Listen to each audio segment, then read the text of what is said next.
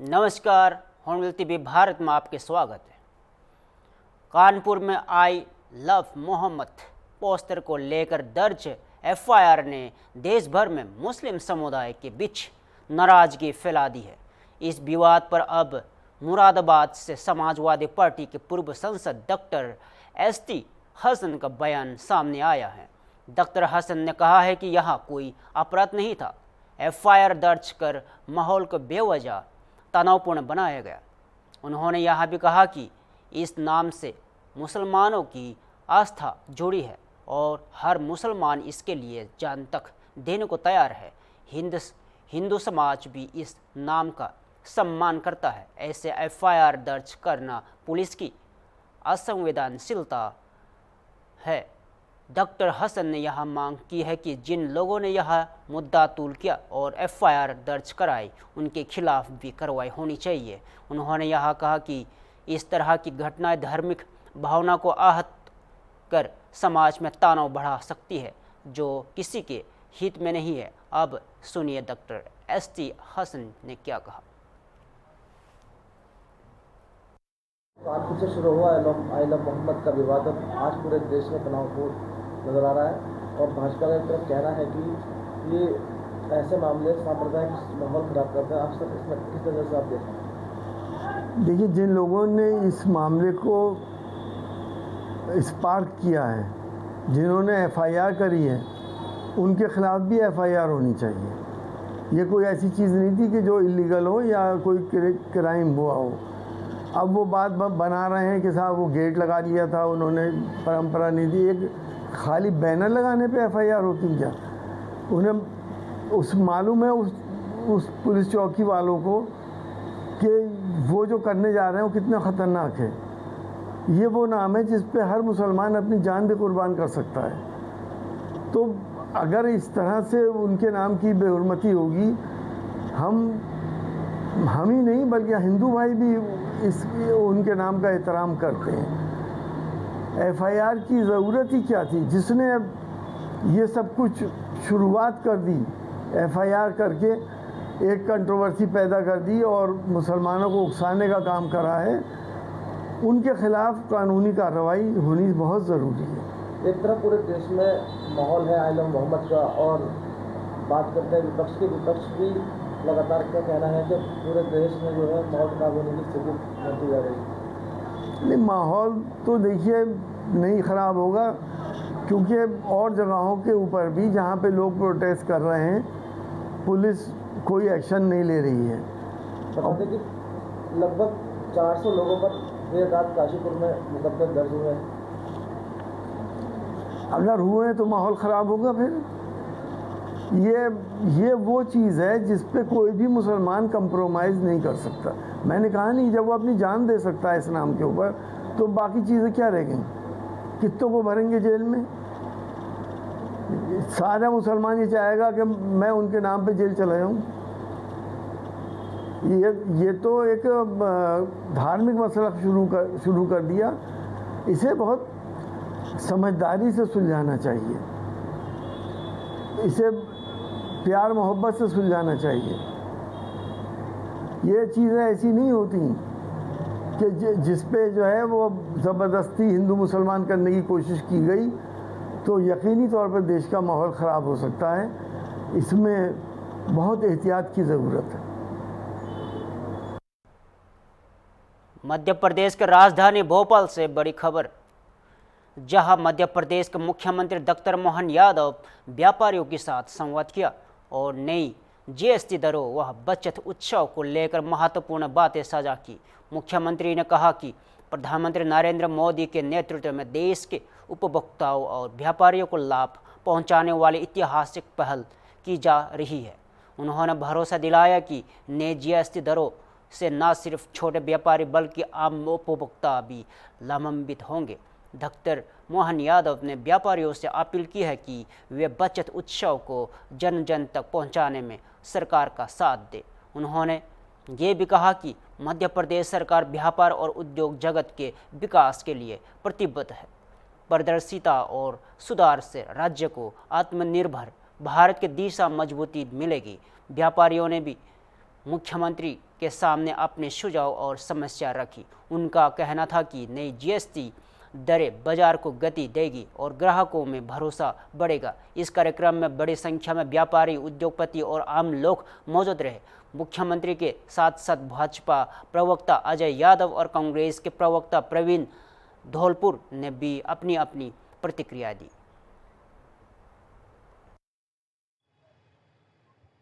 प्रधानमंत्री नरेंद्र मोदी के उद्बोधन के बाद आज से दरों में परिवर्तन हुआ है और जीएसटी जिस तरह से नवरात्रि के पहले दिन से शुरू की जा रही है, आज हमारे साथ व्यापारी मौजूद है क्योंकि मुख्यमंत्री डॉक्टर मोहन यादव जनता से मिलने आए थे और व्यापारियों से बात करने के लिए आए थे। तो अब हम व्यापारी से बात करेंगे कि अब नई दरों में क्या जनता को और दुकानदारों को फर्क मिलेगा या नहीं। जी बताइए कि जो है अभी नई जो दरें हैं उसमें क्या फर्क आएगा। जी, जनता को भी फायदा होगा, व्यापारी को भी फायदा होगा। आने वाले दिनों में आपको इसका खुद पता चल जाएगा। अच्छा, इसमें अगर बात करें तो अब पहले के मुताबिक अब दरों में जैसे पहले जीएसटी के अलग अलग स्लैब थे, आज से 2 स्लैब सिर्फ कर दिए हैं। जी हाँ, तो उसमें जनता को और व्यापारी को कैसे फायदे मिलेंगे। जो व्यापारी के पास माल अभी तक जिस एमआरपी का है वो खत्म होने के बाद एमआरपी खुद घटना शुरू हो जाएंगी। वो जो 18% पे है वो 5 पे आ जाएंगी, जो 12 पे है वो 5 पे। जिनका जैसा स्लैब है उसी तरीके से इसकी वो घटेंगी दरें। अच्छा, अगर दरें घटेगी तो उसमें किस किस को लाभ मिल पाएगा। आमतौर से जनता को सबसे ज्यादा मिलेगा। अच्छा, किन किन चीजों में ये ज्यादातर स्लैब चेंज हुए हैं, जैसे कॉस्मेटिक है, किस किस दवाई। कॉस्मेटिक में शायद वही रहेगा, मुझे अभी पूरी इसकी वो नहीं आई है मेरे पास। और बाकी मेडिसिन जो क्लासिक है उनमें कम होंगे। क्लासिक नाम बताइए। मेरा नाम असगर अली, हातमी दवाखाना, हातमी दवा।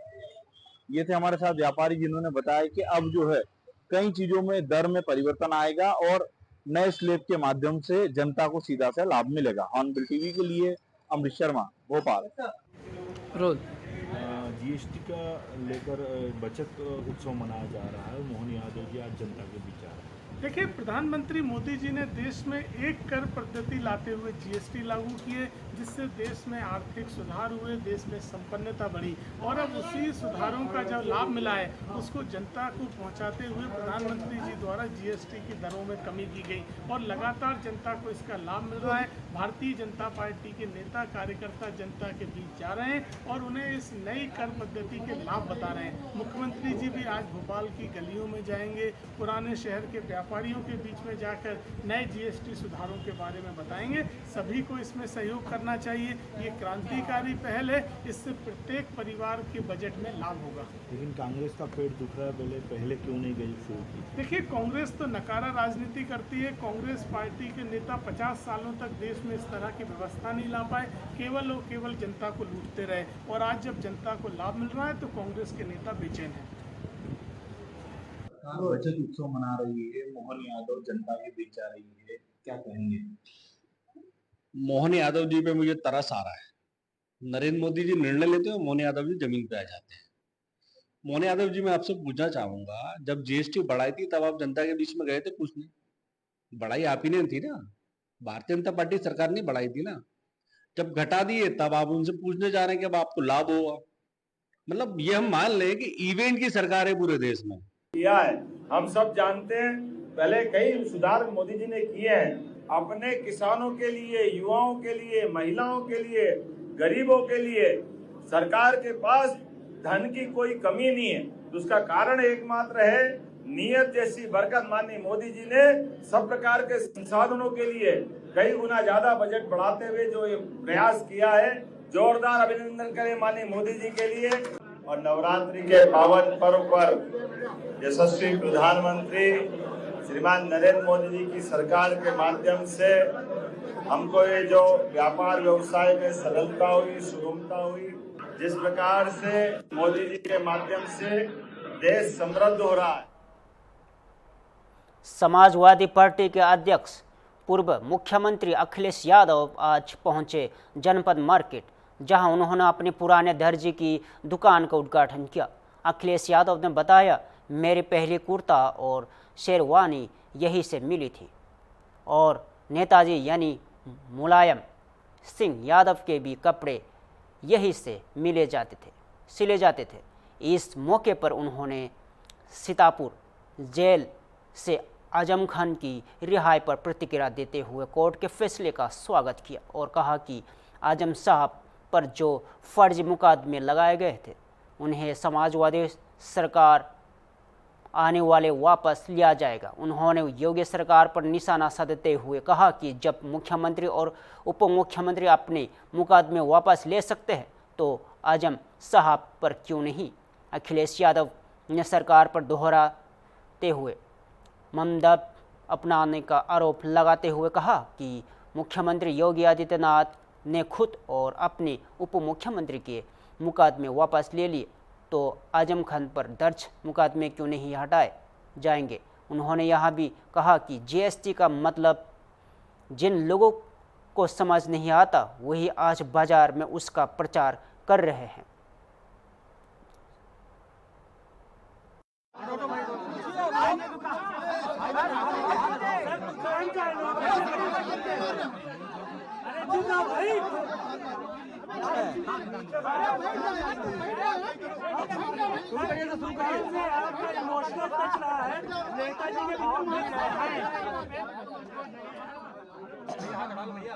मैं इतने पत्रकार साथी जो आए हैं, अगर मैं नाप भी देना चाहूँगा तो शायद नाप नहीं दे पाऊंगा।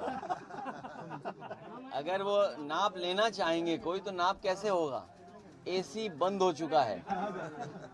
आप लोगों के पता नहीं कहाँ से गर्मी लेके आए हो आप लोग। खैर, यूनिक और बॉबी, मुझे याद है कि इसी जगह से, इसी जनपद और इसी दुकान से मेरा पहला कुर्ता पजामा बना था और बहुत सारे लोगों पे वो पहली तस्वीर होगी जिस तस्वीर में आप देख सकते हो कि पहला कुर्ता पजामा यहीं से बना। और मुझे लगता है कि जब तक राजनीति में रहेंगे हम लोग यहीं से कुर्ता पजामा सिल करके जाएगा। और मुझे वो दिन याद है, शायद इनके कारीगरों को वो समय याद होगा, शेरवानी सिलवाने की बात चली थी तो कोई 24 घंटे में 48 घंटे में शेरवानी नहीं बनती है। हमारे साथ आदरणीय मौलाना फरंगी महली साहब हैं, खालिद रशीद साहब, तो वो जानते होंगे शेरवानी इतनी जल्दी नहीं सिली जाती है। लेकिन ये यूनिक टेलर, यूनिक काम इन्होंने किया कि 48 घंटे में ही हमारी शेरवानी बनवा के तैयार कर दी। तो पहले दिन से कुर्ता पजामा पहनने का काम यहाँ से हुआ है। और असर ये कि मैं देखता हूँ सिलाई से पता लग जाता है कि समाजवादियों के बहुत सारे नेताओं के कुर्ते पजामे यहीं से बने हुए हैं। अगर आप चेक करोगे तो एक गांधी आश्रम, उसका थान, मोटा वाला कपड़ा, धागा और सिलाई यूनिक टेलर। उनको ये भी लगता है कि अगर यूनिक टेलर से सिलवा लेंगे यहाँ पर तो विधायक सांसद भी बन सकते हैं। हो सकता है ये बात, ये रिसर्च की बात है हमारे पत्रकार साथियों के। बहुत से लोग पत्रकार सिला लेंगे अगर ये कहेंगे आप। नहीं, बहुत से लोगों का। और देखिए, और ये एक शुभ घटना है। शुभ घटना ऐसे है कि जिनसे हमारा बचपन का और उस समय से सिलवाने का हमारा नेताजी का और समाजवादियों का, चाहे कुर्ता पजामा हो, शेरवानी हो, शादी के और कपड़े रहे हों। लखनऊ के हजरतगंज स्थित हलवसिया मार्केट में आज जीएसटी संवाद कार्यक्रम का आयोजन किया गया, जिसमें व्यापारी समुदाय को घटे हुए जीएसटी दरों की जानकारी दी गई। कार्यक्रम में राज्यसभा सांसद और पूर्व deputy CM doctor Dinesh Sharma मुख्यमंत्री अतिथि के रूप में पहुंचे और व्यापारियों से सीधा संवाद किया। उन्होंने कहा कि सरकार उपभोक्ताओं और व्यापारियों को राहत देने के लिए लगातार प्रयास कर रही है। लखनऊ के हजरतगंज स्थित हलवसिया मार्केट में शुक्रवार को एक खास कार्यक्रम आयोजित हुआ। जीएसटी संवाद कार्यक्रम में बतौर मुख्य अतिथि पहुंचे राज्यसभा सांसद दिनेश शर्मा ने व्यापारियों का हाल ही में घटाई गई जीएसटी दरों की जानकारी दी और कहा कि यहां बदलाव आम उपभोक्ताओं और छोटे व्यापारियों दोनों के लिए राहत लेकर आया है। डॉक्टर दिनेश शर्मा ने हलवासिया मार्केट के कई दुकानदारों को पुष्प देकर सम्मानित किया और कहा कि व्यापारी वर्ग हमारी अर्थव्यवस्था की रीढ़ है और उनके हित में सरकार लगातार काम कर रही है। और पूरे लखनऊ नहीं, पूरे प्रदेश नहीं, पूरे भारतवर्ष में एक ही बात गूंज रही है, घटी जीएसटी मिला उपहार, धन्यवाद मोदी सरकार। यही नारा हर जगह पर गूंज रहा है। और इसका मूल कारण है कि भारत सरकार ने लाखों करोड़ रुपया सरलीकरण किया है, उससे आम व्यक्ति की और खासतौर से गरीब व्यक्ति की और जो व्यापारी बंधु हैं उनके दामों में कमी आई है। अभी मैं देख रहा था दूध की एक कंपनी ने टॉफी का, मक्खन का, पेड़े का, दूध का जो दाम किया कितना ज़्यादा कम है। यानी नवरात्र पे और दिवाली में हमारी रसोई सस्ती हो गई, हमारा रोजमर्रे का इस्तेमाल करने वाला साधन वो सस्ता हो गया। मोदी जी का जो जीएसटी का सुधार है ना, ये सुधार आत्मनिर्भर भारत के लिए है। और आत्मनिर्भर भारत क्या, एक ही संकल्पना है कि हमारा व्यापारी मजबूती के साथ में आगे आए, हमारा व्यापारी स्वदेशी वस्तुओं को बेचे, हमारा नागरिक स्वदेशी वस्तुओं को खरीदे। स्वदेशी चिंतन हमारा आत्मनिर्भरता का चिंतन है और ये मोदी जी की जो सदिच्छा है वो 2047 में भारत विश्व गुरु बने, यानी भारत विकसित राष्ट्र बने। इसके लिए उन्होंने आत्मनिर्भर भारत का जो ये संदेश दिया है, बापू ने संदेश दिया था स्वदेशी आंदोलन का, और मोदी जी ने उसकी दृढ़ता को प्रदान करते हुए कहा है हर घर स्वदेशी, घर घर स्वदेशी। और अब दुकानदार से हम लोग यहाँ पर आज ये हजरतगंज का हलवासिया मार्केट है, हम लोग दुकानदारों से प्रार्थना कर रहे हैं कि आप जो छूट मिली है उस छूट का असली लाभ हमारे ग्राहकों को मिले, उपभोक्ताओं को मिले। और उपभोक्ताओं से हम ये आग्रह कर रहे हैं कि हमारे व्यापारी बंधुओं को सहयोग करते हुए आप स्वदेशी वस्तु खरीदें और वो स्वदेशी वस्तुएं बेचे। भारत के जो स्वदेशी वस्तु की मांग बढ़े और मांग के अनुसार उसकी पूर्ति संभव हो, व्यापारी को लाभ और उपभोक्ता को दोनों को लाभ हो और ये भारत एक आत्मनिर्भर भारत बन सके। इसके लिए मोदी जी का धन्यवाद करने के लिए हम लोग आए हैं। हम लोग व्यापारियों को भी धन्यवाद दे रहे हैं कि वो सरकार के साथ में खड़े हैं और उत्तर प्रदेश के मुख्यमंत्री ने भी कानून व्यवस्था के साथ इन सारी चीजों को लिया है। और जीएसटी में कहीं भी थोड़ी बहुत अगर कोई चीज रहती है तो सरकार आप देखते हैं धीरे धीरे उन विसंगतियों को दूर करती है। एक दो चीजों का अगर आता है वो भी दूर हो जाएगा। विपक्ष कह रहा है कि जब चुनाव आता है तो ऐसे ही रणनीति, अभी तो चुनाव के 1.5-2 साल बाकी है भाई, क्या सरकार काम ही नहीं करे? सरकार काम करती है तो कहती है कि ये चुनाव आने वाला है। सरकार ये वो वाली नहीं है जो काम नहीं करे, केवल लुभा कर लोगों को करे। हम लुभाने वाले नहीं है, हम काम करने वाली हमारी सरकार है। योगी आदित्यनाथ जी ने गोरखपुर में व्यापारियों के साथ संवाद किया, उनको इसकी उपलब्धियां बताई सर। हाँ, निश्चित रूप में व्यापारी हमारा आधार है। व्यापारी जो है वो साक्षात हम कहते हैं जो भामाशाह रहे हैं। जब देश संकट में आया ना तो भामाशाह ने उसको संबल प्रदान किया आर्थिक रूप में। आज दुनिया को मोदी जी चुनौती दे रहे हैं, किसके बल पर दे रहे हैं? अपने नागरिकों के बल पर और अपने व्यापारियों के बल पर। व्यापारी अगर डट के खड़ा है ना, दुनिया की किसी भी ताकत से हम उसका सामना कर सकते हैं। आज का बाजार कंपटीशन का है, विदेशी सामान सस्ते होते, स्वदेशी महंगा। जो मन में आई भी भावना है जो त्याग की, वो इन सबको परास्त कर देती है। अब जब स्वदेशी हम अच्छा बनाएंगे तो हमारी लागत कम होगी, जब हमारी मांग बढ़ेगी तो लागत कम होगी, और जब लागत कम होगी तो लोग स्वदेशी को अपनाएंगे। इसीलिए तो व्यापारियों से और उत्पादनकर्ता से अनुरोध कर रहे हैं कि अच्छी वस्तु का उत्पादन कम लागत पर करें, और उपभोक्ता से कह रहे हैं कि पहली प्राथमिकता।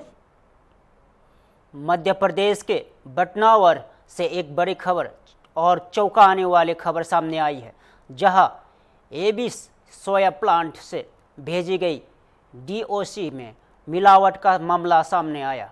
पुलिस ने कार्रवाई करते हुए अंतर्राज्य गिरोह का भंडाफोड़ किया है और करीब 1.34 करोड़ रुपए से अधिक का माल जब्त किया है। मामला बटनावर के खेरवास स्थित एबिस सोया प्लांट से जुड़ा है, जहां से 15 सितंबर को 2 ट्रकों में DOC यानी डीऑल्ट केक से भेजी गई थी। ये ट्रक मुजफ्फरनगर बिहार के लिए रवाना हुए थे, लेकिन रास्ते में इन ट्रकों को रोककर DOC निकाल दी गई और उसमें से मिलावट कर अमनक स्तर की सामग्री दोबारा बढ़ी गई। जैसे ही इस धोखेधड़ी की जानकारी फैक्ट्री प्रबंधन को मिली, उन्होंने बटनावर थाने में शिकायत दर्ज करवाई। पुलिस ने त्वरित कार्रवाई करते हुए 2 ट्रक ड्राइवर मोइन खान और राफिक खान को गिरफ्तार कर लिया है।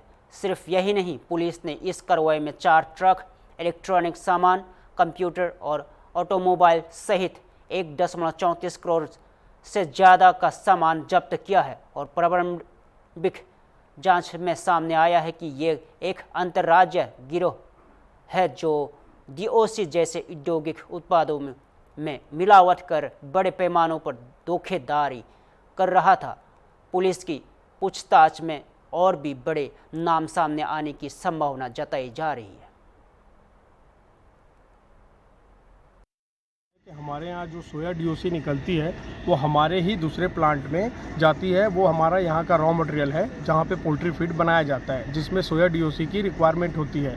हमें ऐसा कुछ जानकारी मिली थी कि हमारे बदनावर प्लांट से जो सोया DOC जाती है उसे रास्ते में उसे चेंज कर दिया जाता है और दूसरा मटेरियल मिक्स कर दिया जाता है, जिसकी जानकारी के हमने पुलिस वालों के साथ में ये जानकारी साझा की और उन्होंने और ट्रांसपोर्टर के जो एक टीम थी जो हमारे साथ में सहयोग से थी, उस टीम के साथ में यहाँ से 100 किलोमीटर दूर मानपुर में एक क्षेत्र है, उस क्षेत्र में जहाँ ये गोडाउन था, जहाँ हमारी गाड़ी वहाँ से 2-3 दिन खड़ी थी, उसे 2-3 दिन तक चेक किया गया। उसके बाद जब वो गाड़ी वहाँ गई तो वहाँ हमने पुलिस के सहयोग से गए और वहाँ पे पुलिस ने जब छापा मारा तो ये पाया कि वहाँ पे DOC में दूसरे मटेरियल मिक्स किए जा रहे थे। हमारा जो मटेरियल था सोया DOC था और वो जो मटेरियल मिक्स कर रहे थे वो बहुत ज़्यादा ख़राब क्वालिटी का था। पुलिस ने इसमें 3-4 लोगों को रंगे हाथ पकड़ा, कुछ लोग वहाँ से फ़रार हो गए थे, जिसे बाद में पुलिस अपनी विवेचना में देख रही है और कुछ जगह पे उसने फिर से दबिश दी है ताकि वो सब लोग पकड़ा सकें। और इसमें हमने पुलिस का और ट्रांसपोर्टर का भी बहुत सहयोग था, उसके लिए धन्यवाद। हम चाहते हैं कि ऐसी कार्रवाई ना हो, इसलिए पुलिस और भी कड़ी कार्रवाई करे और हमारा जो ओरिजिनल माल है जो पहुंचता है, हम चाहेंगे ये माल हमेशा ओरिजिनल ही पहुंचे। इसके लिए पुलिस का भी धन्यवाद, प्रशासन का भी और मीडिया का भी धन्यवाद जो इसके लिए हमें कवरेज करने का मौका दिया। आपका नाम बता दीजिए। अकरम जोया। सर, ये जो एबिस में से कुछ माल है जो हेरा फेरी करने की बात सामने आई, क्या है पूरा मामला? हाँ, हमारे बदनावर में एबिस का सोया प्लांट है जिसमें वो लोग सोयाबीन से तेल वगैरह निकाल के और खल बनाते हैं और वो अपने प्लांटों में भेजते हैं। तो लगातार काफ़ी समय से वो प्लांटों में भेजा जा रहा है जो इन्हीं के प्लांट है, तो यहाँ से अच्छी क्वालिटी का भेजा जाता था और जब वहाँ पहुँचता था तो उसकी क्वालिटी में गिरावट हो जाती थी। तो उनके द्वारा लगातार वॉच किया जा रहा था, थाने पे भी इस संबंध में जानकारी दी गई थी। अभी उनके द्वारा मुजफ्फरपुर के लिए 2 ट्रक रवाना किए गए थे जो मुजफ्फरपुर न पहुंचकर मानपुर पहुंचे, जिसकी जानकारी उन्हें लगी, उनके द्वारा पुलिस को दी गई। तो जब पुलिस ने वहां जाकर मानपुर जाकर जांच की तो पता चला कि उनके द्वारा भेजी गई DOC में नकली DOC मिलाई जा रही है और मिलाकर प्लांटों पे भेजी जा रही है। जो पुलिस ने संबंध में 318 पुरानी 420 के तहत मामला पंजीबद्ध किया है और एक आरोपी को गिरफ्तार किया है, जिसमें एक आरोपी अभी फरार है और भी आरोपी बढ़ने की संभावना है। फिलहाल के लिए इतना ही। ताज़ा खबरों के लिए देखते रहिए हॉर्नबिल TV भारत।